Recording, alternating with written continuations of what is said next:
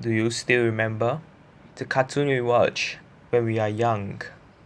The cartoon we enjoyed when we were bored? Those brave, strong, cute character has never failed to enlighten us, or sometimes even inspired us. But have we ever asked ourselves before, who created them? Where do they come from? Why do they exist? And how are they created? On the outside, they may seem normal to us, but behind them, it's all about math. In fact, a little bit further. To discuss more on movie graphics, we are going to bring in the concept of vector graphics. And yes, it is the vector that you are thinking about. Look at this fish, so cute and sweet. What if it grows bigger and bigger? Not so cute anymore, but it still looks nice and clear. Why? It is because this fish is a vector graphics and it is formed by lots of straight lines. In fact, on the 2D Cartesian plane, to create an object, we simply need to find a few points and connect them. Now we have successfully created our own character. Actually, all the animated movies we watch are formed by various points in the 2D Cartesian plane. The reason it looks like 3D is due to manipulation of lights and the color. Not convinced? Look at this. Are you able to guess what this is? No? What if we add two eyes? Yes, it is a dog. What this shows is that all the characters created from the Pixar animated studio are formed by lots of points on the 2D Cartesian plane. Look at all these scenes. All the motion of the Pixar character are actually manipulation of the set of points that form them. We will discuss about two major types of motion, translation and rotation.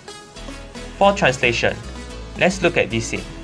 This scene actually shows a translation of the boy in the negative y-axis. So how do we do it? We first put this boy on the 2D Cartesian plane. To make things easier for us, we represent this boy by these 3 points on the plane. Let's say this boy translates R unit to the right and S unit upwards. Hence, we can represent this translation from the left matrix to the right matrix. One easy way is to add a 2x3 matrix of R and S, but this is not efficient. The reason is that if we add a new point to the system, we will also need to change the addition matrix to make the translation works. An efficient way will be using transformation matrix. We first add a new row of 1, 1, 1 to the original 2x3 matrix.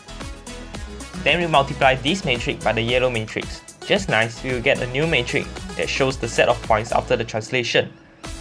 This method is efficient as even if we add more points to the system, we will not need to change the transformation matrix. A multiple of a 3x3 matrix and a 3x_n matrix will give us a 3x_n matrix containing the set of points after the transformation. Hence, to move an object R unit up the x-axis and S unit to the y-axis, we just need to multiply the set of points of the object by this matrix. Next, we will take a look at rotation. If you observe carefully, this girl is actually rotating when she is bowing, and after she moved to the left, she did another rotation. Once again, we represent this girl by 3 points on the 2D Cartesian plane, and the rotation of this girl will be represented by a rotation of this triangle. To rotate an object by 5 degrees, we just need to multiply the set of points of the object by this transformation matrix. Today we'll talk about how to rotate points in a plane using rotation matrix. If I have a point x0, y0 with angle θ to the origin and want to rotate it by 5 to x1, y1, note that both of the points are r from the origin. How do we do this?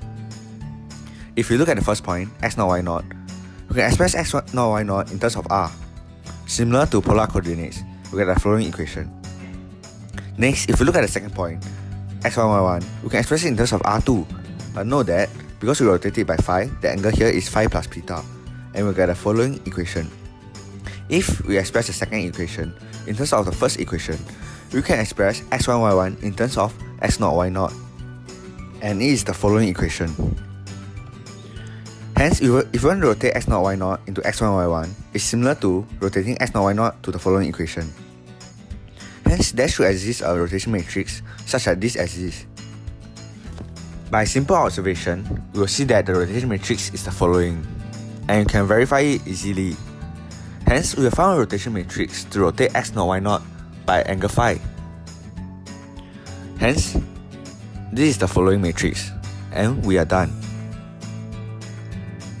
There are actually other forms of transformation such as scaling and rotation about any point. One advantage of using vector in movies is that it is very easy to use. To animate an object, we simply multiply the set of points by various transformation matrix. Now, let us look at this again. Do you still see it as jumping light bulb?